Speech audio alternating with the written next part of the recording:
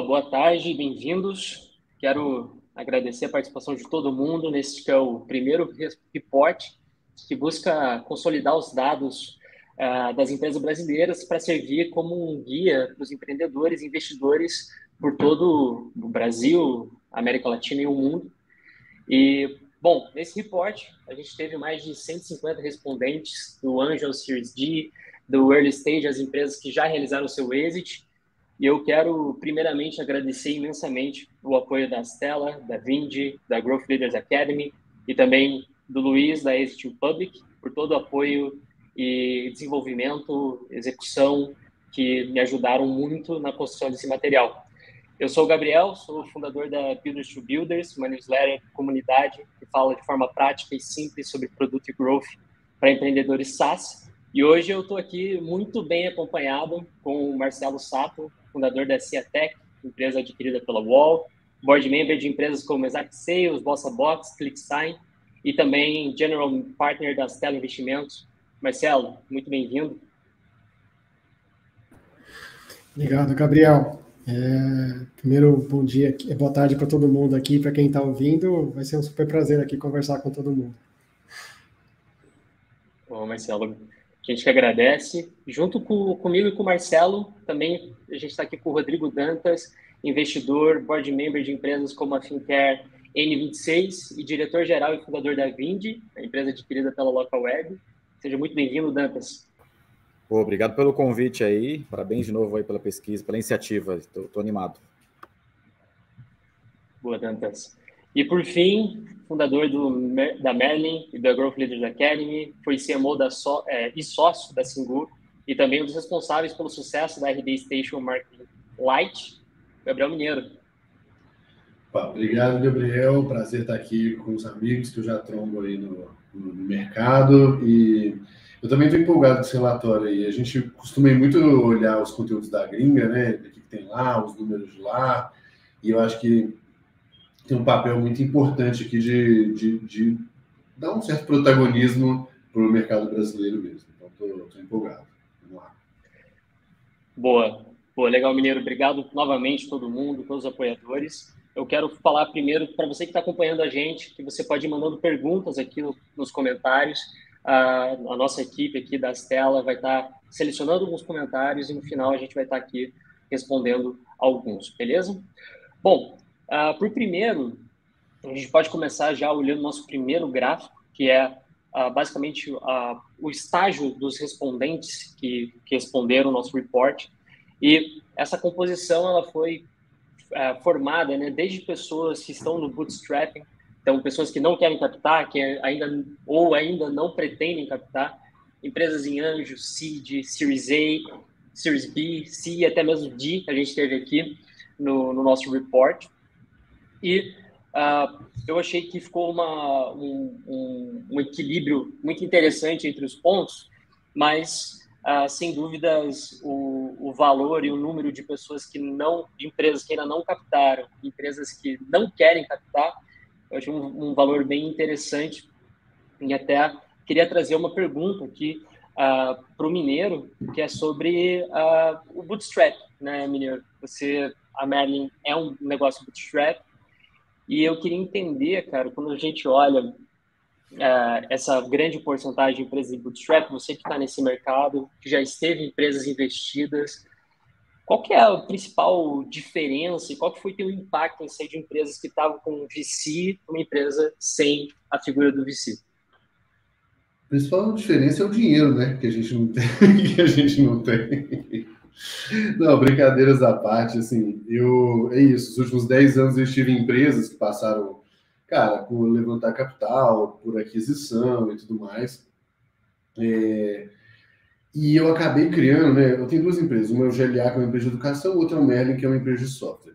E o Merlin é para o público do GLA. Então, o Merlin nasce com uma demanda de uma audiência que eu já tinha, né? E a empresa de educação, ela foi criada em paralelo, começou muito despretensiosa, e ela foi gerando uma grana, um caixa ali, a gente sempre foi muito eficiente, apesar de ser um projetinho meio que de final de semana. Aliás, deixa eu fazer um agradecimento público, o GLA nasce depois do almoço que eu tive com o Dantas e com o Paulo Silveira da Loura, porque eles estavam chorando as pitangas dele lá, precisando de gente de growth. E na mesma semana, vários amigos me pedindo ajuda, eu falei, pô, tem um espaço aqui no mercado. Mas voltando, a gente escolhe, pelo menos temporariamente, crescer sem capital externo, principalmente para a gente poder fazer as escolhas que a gente entende que são melhores para o longo prazo, no timing que a gente entende que é razoável. E o Merlin, como ele tem uma tese muito PLG, eficiente, produto, engenharia e tal, eu não queria colocar ele na mesma esteira imediatamente, não que ele não vai entrar, mas não colocar na mesma esteira. Então, por um lado, eu tinha uma possibilidade da minha empresa de educação, que era lucrativa, financiar a empresa de software, isso me dava um respiro ali, e isso faz com que a gente se preocupe muito, por exemplo, com produto, com venda, então o nível de distração é menor. Outra vantagem que eu vejo é o fato de a gente ter restrição clara, força a gente ser muito, muito mais eficiente e criativo. Então, o Merlin, por exemplo, chegou nos 100 clientes com 2 pessoas full-time, e um dev. Porque a gente precisava, cara, não tinha grana para eles, não tinha nada, então eu usei a comunidade, a gente focou muito no nicho, a gente focou muito no produto pequeno, mas que resolvia muito bem uma dor. Então, acho que a falta de grana te força a ser muito mais diligente, criativo, mas, obviamente, apesar de eu falar isso tudo, não significa que eu não vá levantar em algum momento, né? Pode ser que faça todo sentido. E 2, tem que ver se você tem capacidade de respirar enquanto está sem essa grana externa. Se, eventualmente, o seu produto, o seu mercado não permite isso, eu não acho que é uma opção óbvia, não. Tá? Mas, para mim, é isso. Tem os desafios financeiros, por um lado, mas, ao mesmo tempo, tem uma certa liberdade hoje para a gente tocar as coisas do jeito que acha que deve tocar. E eu não perco tempo com aspectos burocráticos que são necessários ainda, e a gente está focando muito no produto. Eu acho que essa obsessão ela tende a ser válida, especialmente nesse início, sabe? Muito legal. E eu queria aproveitar, Mineiro, trazer uma pergunta para o Sato e para o Dantas também. Vocês acreditam que pode ser talvez uma tendência esse número de não queremos captar e aumentando com o tempo? Ou vocês acham que pode ser um momento de mercado? Qual que é a leitura de vocês quando a gente olha para o gráfico e entende que uma grande porcentagem está no bootstrapping e uma parte disso não pretende captar? Posso começar aqui, Gabriel? A minha leitura é que tem um pouco, né, dessa questão de mercado, né? A gente passou por um 21, 22 com bastante liquidez, né? Teve aquele hype gigantesco, precificações, né? Então, muita gente que olha no passado fica com aquela impressão, né? Mas será que agora, além de capital, eu consigo um bom valuation? A segunda pergunta super natural, né? E, obviamente, se a gente olhar friamente, hoje não, né? Essa é a resposta. Então, acho que tem um pouco disso, né? Então, naturalmente, esse mercado desaqueceu, né? E tudo bem, tá? Para nós isso é cíclico, então não que seja melhor ou pior, né? Do que era 21. E até para pegando um gancho nessa questão do mineiro, esse ataque também foi 100% bootstrap até a gente conhecer a Stella, tá? Eu acho que tem, puxando um pouco essa visão, né, de captação, eu acho que uma das grandes vantagens da captação, eu demorei, sei lá, acho que 16 anos para construir uma empresa que hoje a gente falaria que uma empresa estaria em série B, né? Hoje em dia a gente fala que está fazendo 5 anos, né? Obviamente não é só o dinheiro que vai encurtar essa jornada, mas uma das grandes alavancas quando a gente fala, né, de captar dinheiro de terceiros, aqui Venture Capital ou qualquer outro player de mercado, né, é justamente diminuir tempo, né, de rampagem, né, de crescimento das companhias. Porque, de fato, esse é o grande diferencial que capital traz hoje, né, para esse mundo de startup. Bom, eu tenho uma visão bem parecida com o Sato, assim,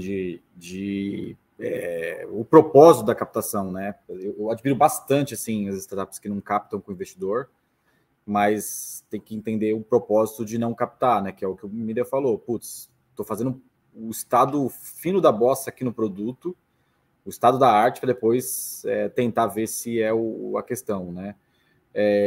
Eu vou confessar, se eu fosse fazer uma segunda empresa, né?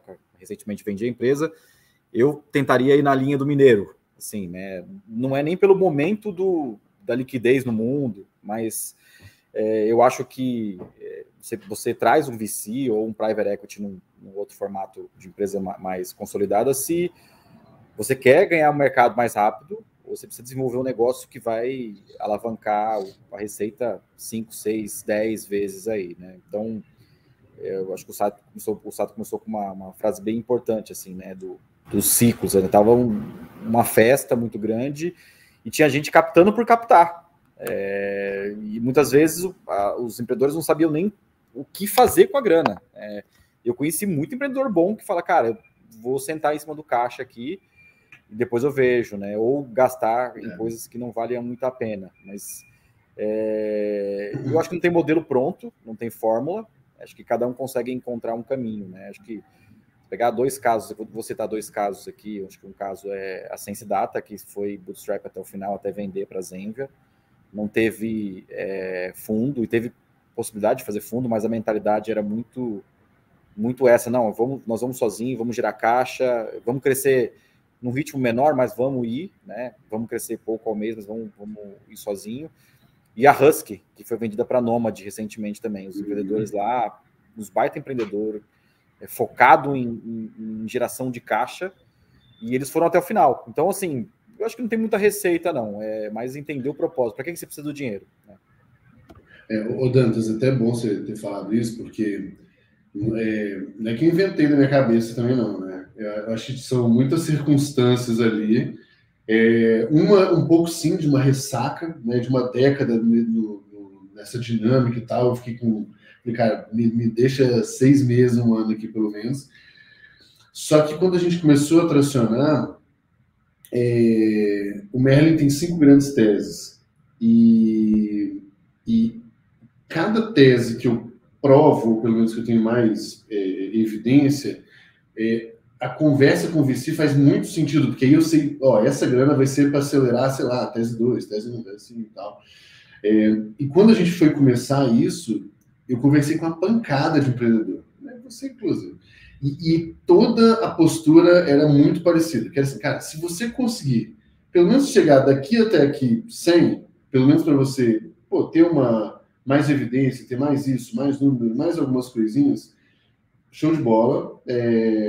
Assim, no meu caso, eu confesso que, felizmente, por relacionamento, por histórico e tal, nem é tão difícil levantar se fosse o meu caso.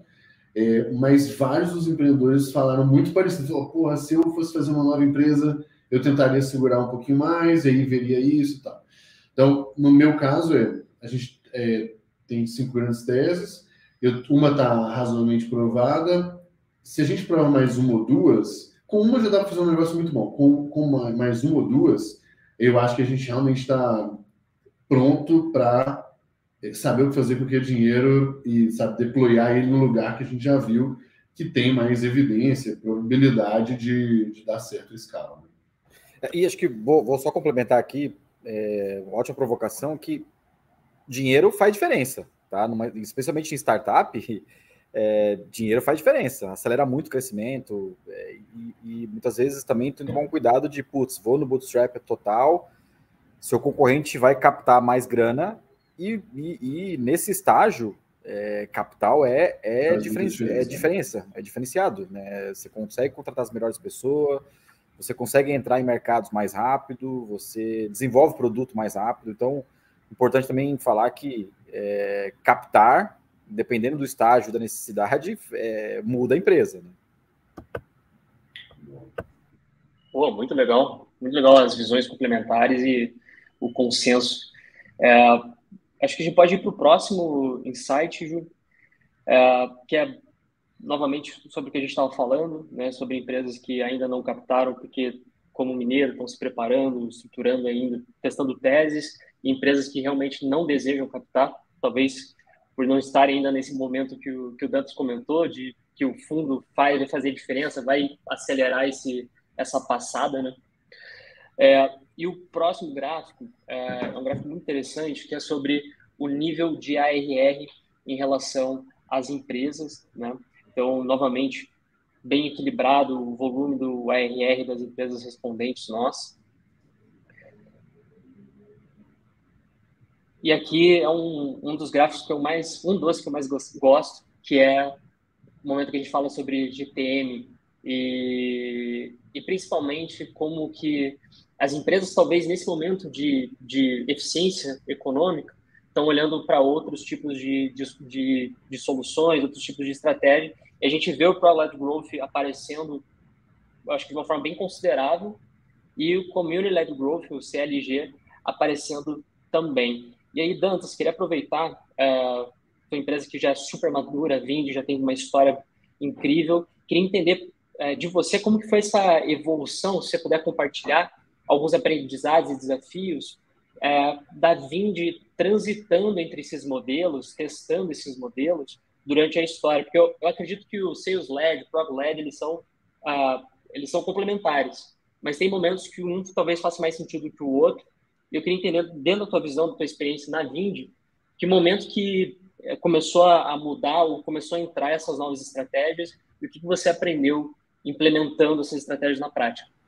Legal. A gente começou em 2013, né? Em 2013, nosso sonho era atender negócios de assinatura, né? E basicamente digital, né? Então, a gente gostava bastante do que o mercado não queria atender, né? Naquela época lá, 2013, assim, são 10 anos atrás, né? Parece muito tempo, mas em tecnologia é mais tempo ainda, parece 50 anos. Os bancos não queriam atender streaming, não queriam atender jogos e não queriam atender o mercado adulto. Então a gente falou, puta, nós vamos aqui, né? Nós vamos pegar quem está marginalizado, entre aspas, na cadeia, né? E então foi um negócio meio produto, né? Putz, vamos desenvolver um produto que o cara consegue conectar via API. Quando a gente começou a entrar para fazer campanha, participar de eventos, a gente percebeu que quem consumia muito e seria o nosso grande jogo ganho seria o mercado tradicional, offline. Escola, academia, contabilidade, imobiliária. E aí a gente falou, e agora? Esses caras não é só API, não é só uma tecnologia que ele consegue conectar. Então a gente migrou para a venda mesmo, B2B. Isso atrapalhou um pouco a nossa visão durante 3 anos. Então, de 2013, final de 2013 até 2016, a gente foi muito em sales-led mesmo, e fazer inbound, aprender muito com a RD, com o Mineiro aí também. E isso nos custou depois, 2018, 2019, uma terceira mudança, que era produtificar e ir para o produto de novo, porque é muito caro, né? O Sales Led, dependendo do produto que você faz, é muito caro. E aí a gente teve que fazer uma outra mudança importante, que é subir um pouco a cadeia do tamanho do cliente. Então, a gente começou com vendas B2B massiva por telefone, por chat. Fundamos a empresa como produto, colocamos o modelo de venda por Sales Led aí funcionar. E de 2018 para cá, a gente transformou a empresa num híbrido aí. A gente tem, obviamente, o Sales Led ainda como uma coisa natural da gente aqui, porque a gente tem um ticket um pouco maior que a gente da fundação, né? Então, a gente gosta de atender um cliente médio e grande. O pequeno que a gente atende é muito estruturado para crescer, então a gente atende ele por conta especificamente desse motivo. Mas a grande virada aqui, acho que contextualizando um pouco, é que nós éramos um SaaS, né? A gente vendia um serviço, um software, que a gente precisava embedar serviço financeiro dentro dele.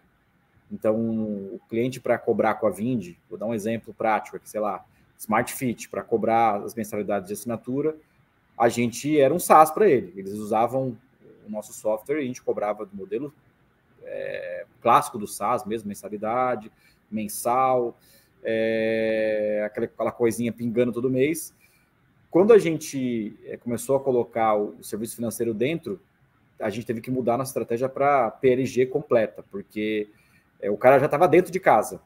Eu só precisava dar uns inputs para ele contratar antecipação de recebível, colocar o nosso meio de pagamento lá dentro. Então, a gente teve que aprender várias vezes a ser PLG ainda. E eu posso falar claramente assim que a gente não atingiu ainda nenhuma maturidade nisso ainda, porque é bem difícil depois que a máquina está funcionando, né? Então, a dica é, se você vai começar um negócio que você sabe que vai ter mudanças durante o caminho, e normalmente é assim, acho que o PLG tem que ser na natureza mesmo, no início, né?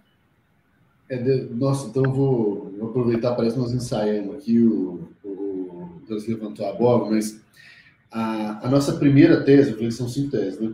A primeira tese é que a gente consegue criar um produto verdadeiramente PLG, desde a lógica de atrair, seja com freemium, trial, depois a gente faz o usuário se ativar, fazer um board, engajar, gerar resultado, pagar e reter, fazer isso com o produto. Essa é a primeira tese, porque a gente entendia que se isso não acontecesse, o desenho todo do Merlin, propriamente dito, ele não parava de pé do jeito que a gente desenhou. E aí, beleza, acho que a gente conseguiu. A quinta tese é de vendas maiores. Não sei se chamar de vendas enterprise, mas a dinâmica de venda mesmo, com o vendedor e tudo mais. Hoje, a gente tem cliente que começa usando sozinho e está pagando, sei lá, um ticket de R$2.000 por mês, sem vendedor, sem CS, sem nada, o que é show de bola. Mas está começando a chegar para a gente algumas contas maiores que, se a gente não tiver o papel ali do vendedor, da implementação, bem aquele playbook mais tradicional, moderno, porém, né, RD, Vind e tal, a gente vai deixar muito dinheiro na mesa. Então, a minha quinta tese é a história de vendas. Só que, de novo, primeiro eu tenho produto, que é bem isso que o Dantas falou, e isso já viabiliza um tanto de coisa lá no futuro. Inclusive, tem muita empresa grande que chega testando o produto e usando de graça ou no baratinho, e daí a gente vende um ticket muito maior. E a segunda nossa tese é que a gente consegue crescer via comunidade, que é um dos canais ali, que é muito do que está ali do Community Lab. Então, estamos bem alinhado, e essa foi uma das coisas que, quando eu comecei o Merlin, eu e o Dantas, a gente fez um papo, eu para ajudar em umas coisas da Vind, eu falei, aproveita aí, me ajuda em umas coisas. E ele falou lá atrás, antes de existir esse nome ainda bonito, e ele falou assim, pô, Mineiro, esse negócio de comunidade que você está fazendo, para mim, é uma das maiores barreiras, que é mais difícil de alguém copiar, mesmo com grana. Todo o resto dá-se um jeito. Esse aí não vai. Então, por isso que a gente colocou isso como parte da nossa narrativa também. E é legal ver isso ganhando um certo protagonismo aí no go-to-market. Se as pessoas vão conseguir fazer isso via comunidade é outra discussão, porque é um desafio à parte, né? Mas legal de ver que a temática tá nas empresas já. Boa, legal. E eu queria... acho que o Prog-led, o Community-led, ele vem como uma solução para o CAC, né, para a gente conseguir ter um crescimento com uma redução do CAC, do custo da aquisição. E queria aproveitar esses insights que vocês trouxeram e perguntar para o Sato hoje, quando vem uma empresa Prog-led, ou Sales-led, Community-led, isso realmente é algo que faz a diferença no pitch deck, ou o que realmente faz a diferença é a correlação das unit economics, se elas estão saudáveis, independente do modelo de GTM? Para nós, hoje independe, tá, Gabriel? E esse é um ponto bastante interessante, né? Acho que o mercado fala muito dessa questão, né? Community, Growth, ou PLG, tende a diminuir o CAC, né? Mas aqui a gente olha sempre aqui nas telas, por exemplo, o PLG, naturalmente você vai ter um time de sales menor, né? Porque aqui você está falando que está vendendo por produto.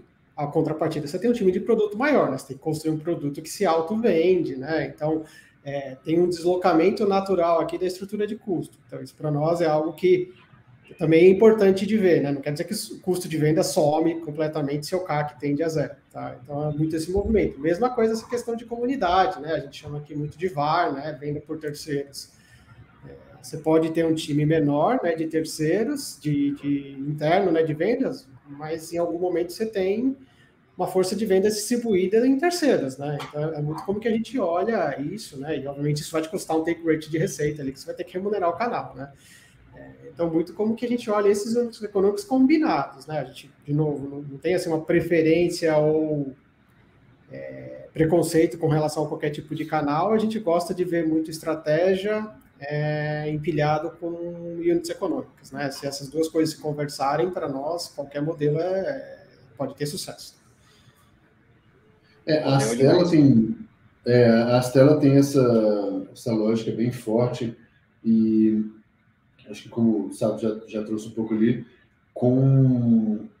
quanto mais existe uma máquina de coisas orgânica, ou seja, não só orgânica, mas que não dependam exclusivamente do pago ali, né, aquela relação direta do pago, agrega, né, nessa relação, por entender que no longo prazo isso tem um efeito positivo, né? Muito do que a gente vê na RD, nos papos com o Ribonati também, a gente vê isso, né? Bom, antes de a gente falar do próximo insight, eu queria fazer mais uma pergunta para o Dantas e para o Mineiro. Não precisa os dois responder, mas a gente acredito que o PLG ele tem uma correlação muito grande com o mercado small business, microempresas. Vocês já estão há um tempo aplicando isso na prática. Vocês sentem que o enterprise também usa o Prog-led combinado com o Sales-led, ou o enterprise já consegue utilizar o Prog-led sem necessariamente acionar o time de vendas, ou isso de alguma forma ainda um pouco um mito, vamos dizer assim? Eu posso começar aqui, porque acho que essa experiência a gente tem, de 3 anos, a gente tem feito bastante aqui, né? Eu acho que eu citei aqui nesse papo já que o cliente enterprise, em geral, ele quer assinar um contrato físico ou agora digital, mas ele quer o contrato muito bem formalizado e muito bem assinado. O jurídico olhar, tudo certinho, né? A gente abre a plataforma para ele vai lá, coloca tudo para funcionar do nosso lado. A gente descobriu que o primeiro entrave do enterprise para depois colocar o PLG é a parte contratual mesmo, né? Então, entrar é mais difícil mesmo para o cliente enterprise. Acho que o PLG está muito estereotipado pelo micro cliente mesmo. Só que a gente tem uma situação aqui que ele usa o nosso software, mas ele poderia usar também os nossos meios de pagamento e nosso crédito, né? Então, vou dar um exemplo comum aqui. A gente assina um contrato fisicamente ou digital com esse cliente enterprise, ele começa a rodar, o fluxo financeiro todo dele começa a passar dentro da gente, e a gente vai, nessa metodologia de PLG, tentando colocar outros produtos que tem a ver com o serviço financeiro dentro. Quando ele chega nesse estágio e fala, putz, eu acho que eu vou usar o meio de pagamento próprio da Vind, vou usar o crédito da Vind, vou antecipar o recebível aqui, porque eu preciso pagar uma conta hoje, ele naturalmente não precisa de toda a burocracia da entrada. Então, a gente tem conseguido aqui, o cliente já tem relacionamento com a gente, está há 2, 3 anos, e a gente tem que estar pronto para ele usar o nosso serviço financeiro. Quando ele precisa, o entrave é muito, muito pequeno. Ele normalmente liga para o CS dele e fala, pô, eu posso contratar por aqui mesmo, tal? Pode, já sobe um novo contrato na frente dele. Então, a gente está conseguindo fazer um PLG aqui para clientes enterprise, mas porque a gente está conseguindo vender SaaS, mas fintech, né? Então, o software já está embarcado, já está integrado, ele já está processando com a gente, e num apertar de botão ele consegue migrar todo o fluxo financeiro para a gente também. Mas não é trivial. A gente pesquisou muito isso aqui na Vind para tentar fazer isso acontecer, assim. E era um mito para a gente, tá? Posso dar um caso mais específico, que foi o próprio Viva Real na época, que foi um dos caras que ajudaram a gente a testar isso. Existia um mito no mercado que corretor de imóveis não ia pagar os anúncios com o próprio cartão de crédito. Que eles queriam ver o boleto, e a gente, junto com eles, desenvolveu uma tese que vamos oferecer cartão de crédito para ele pagar os anúncios dele.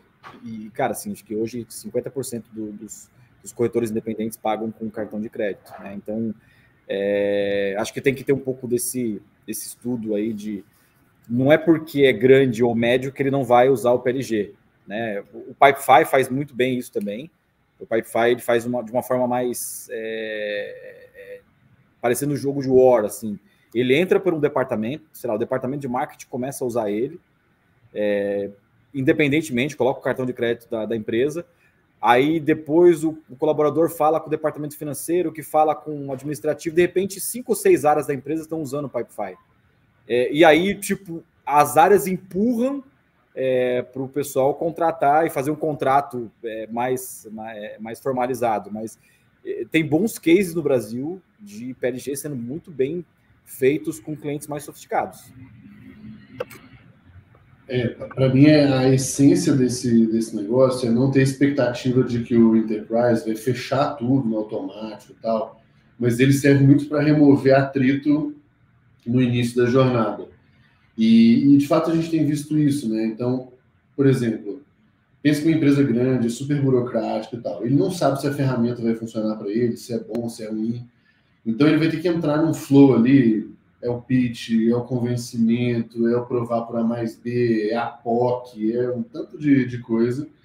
E a gente está vendo, mas assim, de uma forma muito inicial e tal, mas está vendo de um jeito bem curioso, porque está vindo empresa muito grande, Alelo, Vivo, tem mais umas 2 ou 3 que vieram nas últimas 2, 3 semanas, que, como não tinha atrito no início, eu falei, tá bom, deixa eu usar aqui. E aí ele não precisa fazer cadastro, não precisa botar cartão de crédito e tal.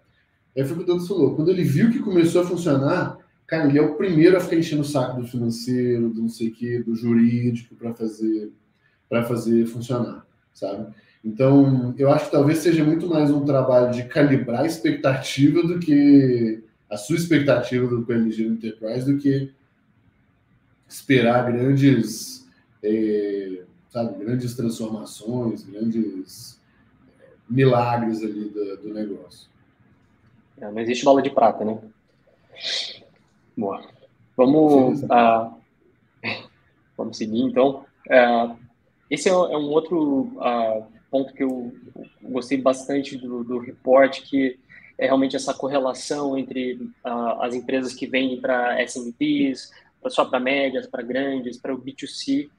Né? E é bem interessante como o gráfico, os dados eles se concentram muito do médio até o micro, né? Ou do micro até o médio, e o grande fica um pouco mais isolado. Eu acredito, quero ouvir a opinião de vocês também, que é um movimento muito natural das empresas que estão no early stage, começam a captar os clientes no small, e aí, à medida que o produto vai amadurecendo com o small, ele começa a alcançar outros níveis de mercado que são mais interessantes. Né? Às vezes, a gente tem um volume muito maior de small business, mas o enterprise ele entrega uma LTV maior, apesar de, às vezes, ter algumas condições diferentes de negociação. Né? Dentro desse panorama de iniciar com o micro, depois migrar para o médio e aí para o enterprise, como que vocês veem essa lógica? É assim mesmo? Tem como começar do enterprise e vir vindo para o micro? Ou é muito mais complexo do que fazer do micro ao enterprise? Vocês já estão 10 anos com o SaaS. Qual que é a visão de vocês? Quer começar, Dantas? Eu gosto muito de foco, assim, né? Eu já me perdi bastante com isso aí, viu, cara? Até expliquei um pouquinho no início aqui. Eu acho que tem caminhos mais naturais. O cara começar com B2B, Enterprise, e querer descer a cadeia, eu acho, assim, é bem complexo, assim. Normalmente são skills muito diferentes. Subir a montanha no inverso, fazer o base camp, eu acho mais fácil. Começa com micro e vai criando produtos e testando, seguindo a regra da cadeia mesmo, um passo após o outro, né?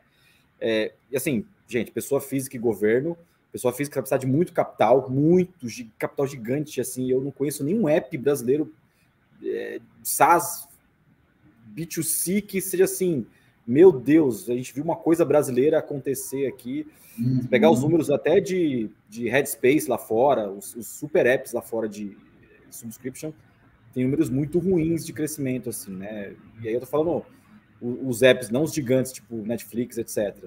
E governo paga mal, demora para pagar o fluxo financeiro. Então, eu nem me atrevo a falar dos dois, mas eu acho que é mais fácil o cara começar com micro ou médio, subir para uma cadeia e descer, do que as pontas, sabe? Do meu lado aqui, putz, essa questão do foco, a gente também na Stella é obcecado pelo foco aqui, né? Então, primeiro, acho que a gente não tem problema em ver a opcionalidade, né? Isso, começando por Enterprise, descendo a cadeia, ou vice-versa. No entanto, o que a gente sempre coloca, né? Qual é o momento, tá? E aqui o momento para nós é bem lá na frente, né? O que a gente não gosta é, putz, cheguei a faturar, vou colocar um número aqui genérico, né? R$1 milhão por mês, vou começar, então estou faturando para Enterprise, vou começar a descer a cadeia. A gente fala, nem faça isso, entendeu? Você está no momento agora de crescimento, o growth, nem olha para o lado para isso. Deve ser comum, né, Saito? Isso deve ser comum, né? Deve ser comum, assim, 80% das empresas acho que tem a fazer isso, sabe? E eu falo por experiência, na Ciatec, meu público era High Enterprise, tá? A gente tinha, sei lá, umas 60 clientes no máximo que tinham um ticket médio anual de R$500 mil. Era mais ou menos isso, tá? Daí para cima, né? Era o target do meu cliente. A gente, por muitas vezes, tentou descer essa cadeia, isso que o Dantas falou. Não, essa descida é praticamente impossível, né? E aqui não é por conta nem só de modal de vendas, o produto é diferente, o atendimento é diferente, é tudo diferente. Tem que construir uma outra empresa. Basicamente é isso. O posicionamento, né? O posicionamento. Como as pessoas vão te ver. Exatamente. Mas tem, se você olhar hoje no mundo tech, tem de tudo, tá? A gente vê empresas, né? Um exemplo, se a gente olhar hoje o DocSign, e é público, né? Se você olhar o report deles, você vai ver que eles atacam ativamente as 3 camadas, né? Small business, medium... O Slack também, né? O Slack tem alguns, tem uns casos, tem uns 5 ou 6 casos, verdade, sabe? Bem lembrado. Então aqui não é que tem uma receita de bolo, né? Mas eu acho que em momentos iniciais, né, early stage, foco é essencial, tá? Então acho que se você indo naquela linha, né? Se você quiser crescer rápido, de forma eficiente, nada melhor que o foco, né? Então, de novo, nas telas a gente não tem preferência, né, de enterprise ou small business, conta muito mais esse conjunto da obra, né? Entre go-to-market, posicionamento e produto, e ter um foco nesse trio do que qualquer outra coisa. E vocês analisam B2C também? Você deve analisar, assim, essa é uma coisa que eu me neguei a investir também em startups com B2C por conta do custo de capital mesmo, de CAC, enfim. A gente olha aqui, tá, Dantas? A gente olha tanto B2C quanto marketplaces, né? Que também é uma outra dinâmica assim, bastante diferente, né? Então a gente tem aqui nas telas essas 3 verticais hoje: B2C, né? SaaS, né? E também marketplace. E dentro de governo, a gente tem alguns SaaS hoje que são 100% governo, tá? A gente também assim, é bastante comprado nessa questão de governo. Acho que um pouco do que você disse, né? Eu não acho que o governo é mal pagador, o processo de vendas é mais complexo, né? O processo licitório é bem mais complexo, né? Então, quem conseguir cracking the code, essa questão, né, do processo de vendas, que naturalmente é um processo high enterprise, tá? Não dá para fazer PLG no governo, não tem como, né? Então, você tem que ali e ser sales-led, mas quem conseguir resolver essa equação, que a gente vê que o governo hoje gasta muito dinheiro e gasta... Não vou dizer gasta mal, mas é totalmente desprovido de boas soluções, né? Então, coisas para nós, que nem um Pipefy hoje, que é no-brainer, né? Que corporate deveria usar, no governo eles não fazem nem ideia do que é isso, né? Uma ferramenta que ajuda em workflow. Então, a gente vê um espaço muito bom, assim, de aplicações, seja SaaS, enfim, seja marketplace, que podem explorar esse mercado. O lance da pessoa física é complicado, né? É bem complicado. Não que não dê para fazer, mas eu fui para o B2C para decidir voltar para o B2B. É só isso que eu digo para vocês. Bom. Legal. Esse insight também, pessoal, ele é sobre o Revenue per Employee, né? Então, o RPE. Né? Então, basicamente, quanto cada funcionário da empresa gera por ano. E a gente vê uma crescente, né, em relação, obviamente, ao número do faturamento, mas parece que é um amadurecimento, né, um amadurecimento da empresa, da operação, à medida que vai crescendo. E falando sobre, até voltando para você, Sato, falando agora sobre eficiência operacional, acho que esse gráfico mostra realmente isso, essa escalada, talvez essa preocupação na eficiência, ainda mais agora, nesse momento de mercado, né? Eu queria entender, do teu ponto de vista de VC, da Astela, como que está sendo essa orientação, talvez nessa transição de fases, né, do empreendedor durante esses momentos de empresa, momentos de faturamento, e principalmente agora com esse tempero extra que é o mercado atual, né? Todos esses situações adversas acontecendo. Para nós, Gabriel, assim, obviamente o momento importa, né? Mas na tela por natureza a gente sempre pregou essa questão da eficiência, né? Seja de capital, né? Seja de pessoas, que nem esse gráfico. Então, para nós acompanhar esses indicadores e comparar, seja com o portfólio interno, seja, né, com índice de mercado, é super válido, tá? O que a gente sempre prega, né? Esse é um gráfico bastante interessante, né? Eficiência por pessoas, né? E é um pouco daquilo que a gente sempre fala. Se a gente olhar hoje uma empresa predominantemente sales growth, esse gráfico tende a ser, nos momentos early stage, menos eficiente, porque você tem um time bastante interno. Se você olhar empresas que crescem com community ou VAR, né, vendas terceiros, esse gráfico tende a ser melhor, né, porque as pessoas não estão dentro da companhia, estão lá fora. Então, sempre a gente gosta de ver essas questões combinadas, né, o que, obviamente, a gente gosta que nem receita inicialmente, né, não diminua, mas principalmente qual que se esse número faz sentido ou não de acordo com o go-to-market, né? Então, esse é um ponto bastante importante. Além disso, a gente na tela sempre olha, né, margem bruta. Para nós, margem bruta é uma coisa importante, por quê, né? Principalmente em SaaS, porque é um pouco dessa questão que você trouxe. Acho que em momentos de turbulência de mercado que nem agora, né, a ausência de capital deveria, né, a companhia deveria ter uma capacidade, né, de, por exemplo, tombar crescimento de time de vendas e tendo uma margem bruta saudável, break-even, tá? É a nossa leitura, né? Obviamente depende de outras coisas, mas em tese isso deveria ser factível para todas as companhias. E se você tem uma margem bruta hoje muito degradada, né, por N razões, isso tende a ficar cada vez mais difícil, né? Não adianta só parar de crescer, porque você não consegue, com o que você tem de receita, sustentar o resto da operação, né? Então, isso para nós é um indicador muito importante, né? E por último, acho que principalmente empresas maiores, hoje tem playbook de tudo, né? Se você olhar, né? Playbook de go-to-market, playbook de produto, né? Veio que isso é uma biblioteca viva e crescente. Verdade. Muita startup hoje não olha G&A, tá? G&A é um buraco negro, né? Então, é ali que quando as empresas começam a chegar nesse tamanho, né? De 20, 30, 40 milhões de receita anual, começa a ser um grande sugador de recursos, né? Então, a gente sempre fala para o founder, né? Tomar cuidado. Putz, aquilo que você não sabe o que você está gastando, não joga naquela linha de outros lá só para falar que está em algum lugar. Tenta ver se realmente isso precisa, não precisa, e questionar por que está gastando isso, porque, enfim, no final pode virar uma conta pesada, né? Ninguém olha com atenção para G&A e a gente sempre faz essas provocações, né? O que mais dentro da estrutura de custo hoje, que não esteja em sales, que não esteja em produto ou não esteja em COGS, deveria estar em G&A. Então, é um pouco assim que a gente vê muita eficiência de capital, de gente, né, e até estrutura de custo aí. Para nós, esses são temas bastante importantes aqui na Stella.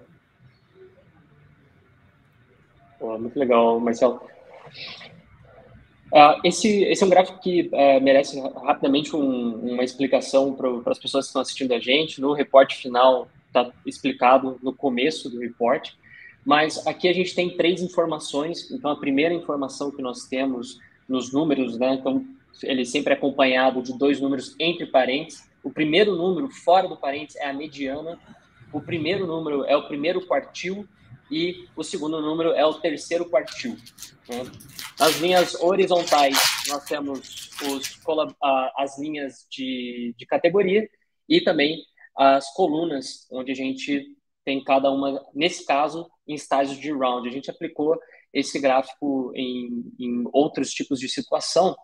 E, novamente, voltando, acho que para o revenue per employee, né, é curioso como esse valor ele vem amadurecendo, né, ou, novamente, se tornando mais sólido à medida que a empresa vai crescendo, né?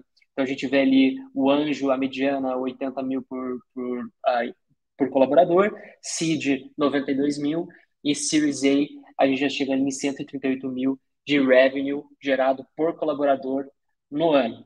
Exato, voltando para você de novo sobre isso, quando a gente está falando de startups early stage, eu acredito que é muito natural que o empreendedor está no momento de muita construção, talvez esse empreendedor ainda não tenha empreendido, seja a primeira vez dele. que você acredita, por exemplo, o Revenue per Employee, você acredita que essa visão já é uma visão interessante para ele ter, já traqueando todos os meses, ou o ideal é que ele tenha simplesmente fundamental? Porque o que eu vejo, às vezes, com as pessoas que eu converso, é que tem uma linha das pessoas que tem só o fundamental, o que para mim é muito bom, mas tem muitas pessoas que acabam entrando nesses playbooks de métricas, as 20 métricas essenciais para o SaaS, e montam uma grande árvore de Natal com montes de dados. O que você acredita que é o essencial? Por exemplo, o RP, ele entra dentro desse pacote de métricas extremamente vitais para você acompanhar desde o dia 1 do teu negócio? Boa provocação, tá, Gabriel? Aqui dentro das telas a gente tem um leque de métricas, mas acho que é esse ponto que você falou, né? Às vezes métrica demais também não ajuda muito, né? Você fica ali inundado por números. Mas o que a gente gosta de ver, olhando, acho que tem uma primeira fase da empresa que é pré-receita, né? Aí não tem nem como falar de receita por empregado, porque a gente não tem receita. Mas a gente olha muito, aí falando de SaaS, qual que é a eficiência de crescimento, né? De 2 parâmetros. Quanto tempo você demora, né, para sair desse tempo zero, né? Resolvi abrir a startup desse tempo zero até ter construído um produto que está apto para ir para o mercado. Tá? E aí a gente tem, né, alguns indicadores mágicos de quantas pessoas mais ou menos seriam necessárias para isso. Obviamente isso depende muito, né, do que você está construindo, mas em tese tem ali, né, um pouco de framework para isso e quanto você está queimando por mês, né? Putz, estou queimando já R$1 milhão pré-revenue. Temos um problema aqui, né? Você está queimando muito dinheiro, né? Você tem um número menos agressivo, acho que ok, tá? Então a gente olha muito mais burn nesse estágio, como a Stella também investe nesses estágios iniciais, a gente sempre olha, né, o que você precisa de capital, para onde você vai utilizar esse capital e quanto tempo de pista você tem, né? E naturalmente isso para nós dá alguns indicadores, né, de eficiência e de uso de capital, tá? Aí começa a entrar nessa fase pós-launch de produto, né? E aqui, para nós, o indicador mais importante é KPI de produto, tá? Eu quero entender como que seu cliente está utilizando o produto. Então, profundidade de uso, esse tipo de coisa é mais importante do que entender crescimento de receita ou receita por pessoas. E, por último, e aí sim, né? Acho que quando você chega no estágio que a gente acha ideal, que seria seed, esse indicador, né, de receita por pessoas começa a ser bastante importante, né, que aí a gente quer começar a olhar, né, como que isso começa a crescer, está dentro de parâmetros de mercado. Então, acho que, dependendo do estágio da empresa, tem um grupo de indicadores que são melhores de olhar do que outros, né. A empresa comecei a vender mês passado, já começo a olhar receita por pessoas, acho que esse número vai fazer pouco sentido, porque primeiro vai estar muito volátil, vai ser um número muito pequeno, e não sei se você vai tirar algum grande insight disso, né. Então, é um pouco assim que a gente vê essa utilização desses indicadores de acordo com o estágio da empresa. Muito legal. Eu ia comentar aqui, eu estava no mudo, peraí, só um segundo, Gabriel. É interessante isso, porque a gente mesmo no Merlin também está com uma política que é muito sedutor, ainda mais eu gosto muito do número, muito familiarizado e tal. Olhar muitos números dá uma falsa sensação de controle, né, na verdade. A sensação de você estar monitorando várias coisas, mas se está fazendo as coisas certas ali ou não. Então, a gente escolhe a obsessão da vez ali e passa alguns meses olhando um número como principal e alguns outros que dão suporte para entender se esse negócio aqui tá funcionando. E hoje, assim, a minha grande preocupação é foco em MRR, preciso dar um jeito de crescer a receita, e aí embaixo disso eu simplesmente vou ver assim, cara, como é que tá o funil do meu produto? Porque é a partir dele que eu vou saber se o problema tá, sei lá, se o meu MRR não subiu como eu esperava. O problema é que não teve gente entrando lá no funil, começando a usar e tudo mais, ou as pessoas entram e estão travando em alguma etapa. E pronto, velho. Nesse estágio inicial, a gente está bem obcecado em fazer isso. A gente sabe que se entrar e rodar bem o funilzinho aqui, lá na frente vem dinheiro. Hoje a gente olha churn, mas ele não se mostrou um problema até então. Então, cara, deixa isso para lá, porque a gente sabe que se a gente fizer bem feito o jogo no início aqui, lá na frente, a gente colhe muitos frutos desse negócio. No início, eu fiquei muito com peso na consciência de não ser ultra psicopata do número, mas eu vi que a gente tirou distração, tirou assim, tanto de outros problemas e focou muito em as pessoas estão usando esse produto e elas estão pagando por esse produto.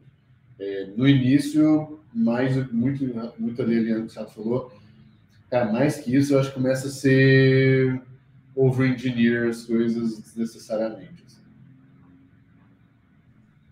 Boa, muito legal. E esse ponto que você falou do funil de produto, Mineiro, é um ponto bem importante, porque acredito que é um dos pontos que acaba ficando meio de lado, essa métrica de produto mesmo, em muitos casos, né? Então, às vezes, as pessoas buscam métricas de negócio dentro de um SaaS, talvez tão importante quanto você saber seu MRR, seu churn, seu runaway, todos esses pontos, é você também estar entendendo o que acontece dentro do seu produto. Porque, às vezes, o usuário faz o sign-up e depois disso se perde todo o tracking dele dentro do produto, né? Mas gostei muito de você ter trazido esse ponto para a discussão.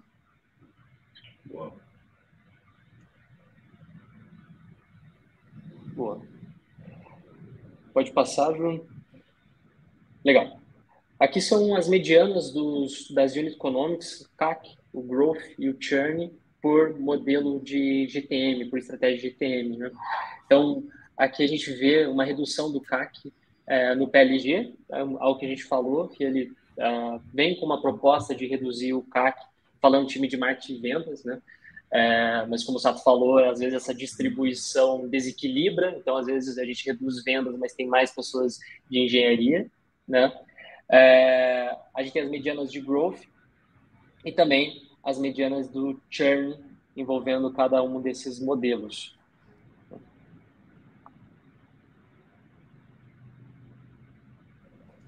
Aqui também os indicadores de mercado endereçado, né? Então as pessoas trabalham com B2C e B2B. Então, mediana do CAC, mediana do Growth e mediana do Churn também. Legal. E aqui uma visão sobre o break-even na opinião das pessoas que responderam, dos empreendedores. Então, as pessoas que botaram como meta alcançar o break-even entre 3 a 5 anos, pessoas que botaram essa meta para agora, justamente por causa dessa eficiência, e as empresas que já alcançaram o break-even.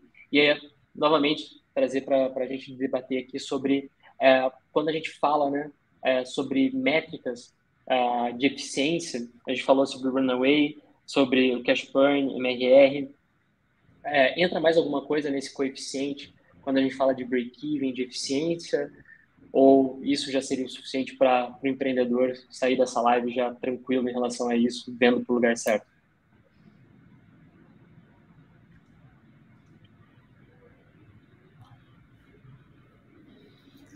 Esse tema aí, ele é meio complicado, porque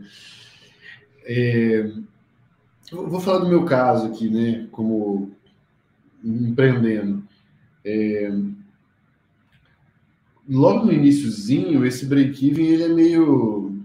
Eu acho que ele é meio fake, sabe? Então, tipo, eu mesmo falo que a gente consegue break-evar rápido, mas isso significa meio que, tipo, beleza, talvez eu tenha um equilíbrio, uma certa paz ali, mas talvez para break-even eu não tenha R$1 de investimento em ads ou qualquer esforço de aquisição, por exemplo, direto. E aí, beleza, talvez você só esteja morrendo mais devagar, sabe? Ao invés de crescer. E aqui é que me preocupa a história do bootstrap, assim, que eu olho o break-even muito mais como, nesse momento que eu estou, como um equilíbrio de escolhas. Não, tá na hora de botar mais grana, então, tipo, eu gastar mais grana no T-Burn é uma escolha deliberada, tipo, tem um modelo ali que tá razoável, mas agora eu quero acelerar e puxar isso. Então, essa é a minha visão sobre esse negócio. Eu não sei desses alcançados, se são empresas maiores, aí provavelmente já estão no modo lucrativo, investindo, distribuindo dividendo, não sei como está. Mas eu tomaria cuidado aí para a gente também não achar que o break-even... Eu acho que é muito mais controle da situação do que o equilibrou e agora estou estabilizado aqui. Então, é o cuidado que eu teria quando a gente olha para esse negócio. Sabe? Tô com você, assim, aconteceu muito comigo aqui, que a gente chamava aqui de quem soltava pipa quando era pequeno, é desbicar o pipa e dar uma descarregada no carretel mesmo, porque quando a gente atingia o break-even, a gente falava, cara, vamos queimar um pouco mais de caixa para crescer e a gente vai lá e recupera de novo esse break-even. E tem outra coisa também, um conceito de break-even aí, é que muito empreendedor no começo, né, assim, investir em algumas startups também, que, cara, break-even é break-even. É você pagar todo a CLT direitinho, não ter funcionário por fora e realmente empatar as contas no final do mês, porque tem essa que o Mineiro falou assim, putz, mas não tem uma sensação que... O que é o break-vado de fato? De fato, você chegar no final do mês, não precisa colocar nenhum real de dinheiro, nem com o banco, nem com o investidor e nem dos próprios sócios, né? E eu também acho que, para negócio de tecnologia, quem já nasce com essa mentalidade, o cara não vai dormir de noite até atingir. E eu gosto muito desse tipo de empreendedor, né? Que já nasce com essa mentalidade. Cara, eu vou queimar a caixa aqui, mas eu sei muito o que eu estou fazendo. Se eu quiser, eu antecipo a queima antecipo o break-even 3 meses fazendo alguns ajustes, assim, né? Então, é um tema polêmico mesmo, mas eu acho que o break-even tem que estar, além de tudo, na mentalidade do empreendedor.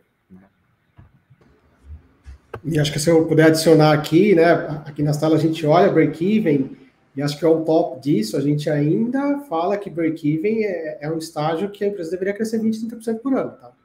Porque também não adianta nada break-even ser isso, né? Ter crescer ano a ano, aí é melhor pensar em outra estratégia. Você vira uma empresa que a gente chama zumbi, né? No fundo, viram lifetime business, né? Não é exatamente isso que a gente procura nesse mundo de crescimento acelerado, tá? Então, o break-even meio que tem que juntar todas essas condições, continuar crescendo, obviamente, menos acelerado, pagar tudo, né, que tem que pagar de forma ok, e pensar numa oportunidade. Olhando esse gráfico, o que me preocupa é quem pensa nisso de 3 a 5 anos. Esse plano tem que ter, tipo assim, se o dinheiro acaba daqui 2 anos, você tem que ter um plano de break-even para daqui 2 anos. É o que a gente fala, tá? Não pode não ter esse plano.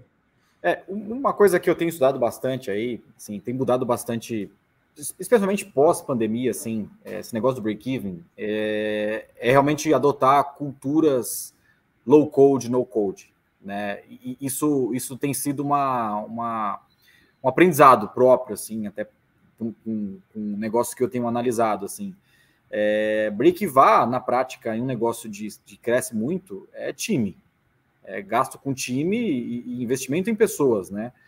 E eu acho que uma das coisas que ainda a gente não entrou nessa vibe ainda 100% na cabeça dos empreendedores brasileiros é usar um pouco dessa cultura, né, de integração com ferramentas low-code, no-code, inclusive.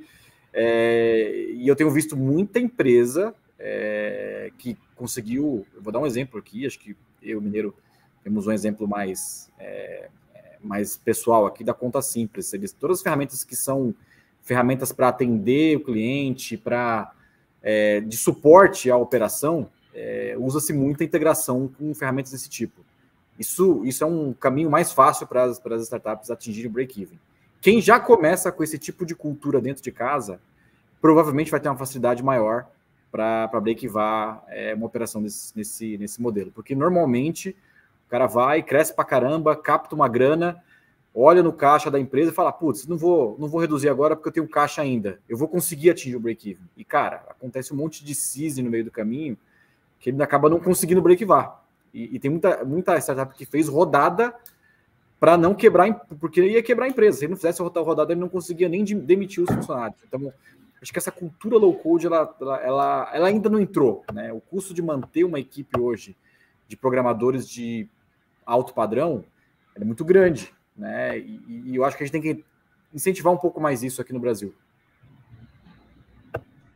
Bom, muito legal, né?